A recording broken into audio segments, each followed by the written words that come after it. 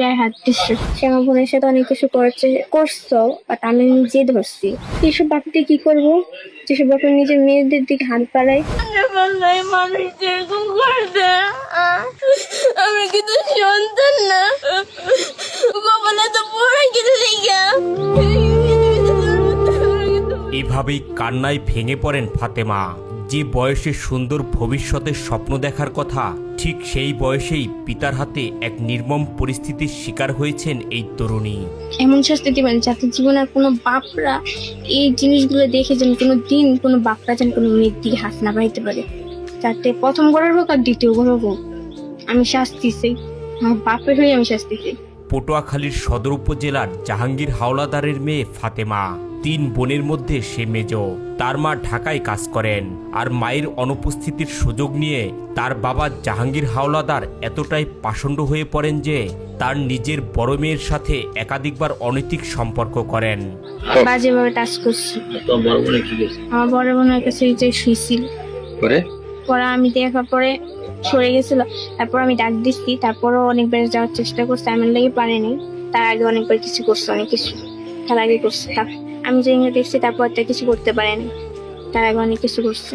বাবার হাতে দিনের পর দিন এমন অনৈতিক সম্পর্কের শিকার হয়ে লোকলজ্জার ভয়ে কাউকে কিছু না জানিয়ে নিরাপদ আশ্রয়ের জন্য ঢাকায় মায়ের কাছে পাড়ি জমান বড় মেয়ে। সে আমার বোনের সাথে অনেক কিছু করছো, বাট আমি নিজে ধরছি। নিজে ধরার পর আমি তারা অনেকবার মানা করছি যে তুমি কিছু করতো। সে আমার করিতে ধমক, আমার ভয় দেয় এসছে যে বেশি বাড়াবাড়ি করলে তো ঘুরতে নিবে। বোনে অনেকে জানাইছে, এরা কোনো গুরুত্ব দেয় না, যে বলছে আমাদের মান সম্মান চলে যাবে, এই কারণে কেউ গুরুত্ব দেয় না। না, যে তোমার বোনের সাথে যে এইভাবে করছে সরাসরি তুমি দেখছো? জি। পরে আমি ডাক দিচ্ছি, ডাক দেওয়ার পরে সে মানুষ শুনে নাই। কোন জায়গায় বুঝে ঘটনা? ওই বাসায় বসে। কোন বাসা? আগের বাসায়।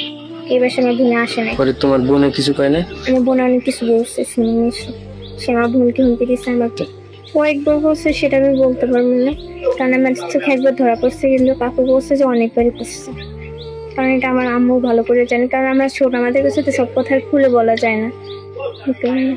নিজের বড় মেয়ের সাথে দিনের পর দিন এমন অপকর্ম করে ক্ষান্ত হননি জাহাঙ্গীর হাওলাদার। বড় মেয়ে ঢাকায় চলে যাওয়ার পর এবার তার নজর পড়ে তার মেজ মেয়ে ফাতেমার ওপর। ফাঁকা বাড়িতে দিনের পর দিন নিজের বাবা বিভিন্ন সময়ে তাকে অনৈতিক প্রস্তাব দিতেন বলে অভিযোগ করেন ফাতেমা। তোমরা আন কি চাও? শাস্তি চাই, বাপের শাস্তি। এইসব বাপকে কি করবো, যেসব বাপের নিজের মেয়েদের দিকে হাত বাড়ায়।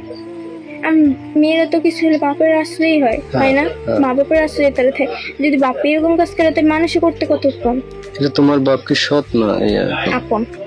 আপন নিজের ভক্তের বাপ। শুধু অনৈতিক প্রস্তাব দিয়ে ক্ষান্ত হননি বাবারূপী পাষণ্ড নরপশু জাহাঙ্গীর। একদিন রাতে ফাতেমার উপর পাশবিক নির্যাতন চালানোর সময় ফাতেমা ভয়ে চিৎকার শুরু করলে এ যাত্রায় বেঁচে যান ফাতেমা। তোমাকে ধরছে কবে? আমাকে ধরছে অনেকদিন ধরে। তারপর আমাকে অতটা ধরতে পারিনি। কালকে রাতে অনেকবার চেষ্টা করার পরও আমি জাগিয়ে হওয়ার পর আমি বসে বঠিলাম। সকালবেলা তার মাকে ফোন করে ঘটনাটি জানালে এলাকায় ব্যাপক চাঞ্চল্য ও আলোড়ন সৃষ্টি হয়। পরে ভুক্তভোগীর মা রাবেয়া বেগম বাদী হয়ে পটুয়াখালী সদর থানায় অভিযোগ দায়ের করলে পুলিশ বাবারূপী পাষণ্ড নরপশু জাহাঙ্গীর হাওলাদারকে আটক করে। শুধু আমার রাতটা আমি কন্ট্রোল করে কালকে মারি নাই, একেবারে পুলিশ।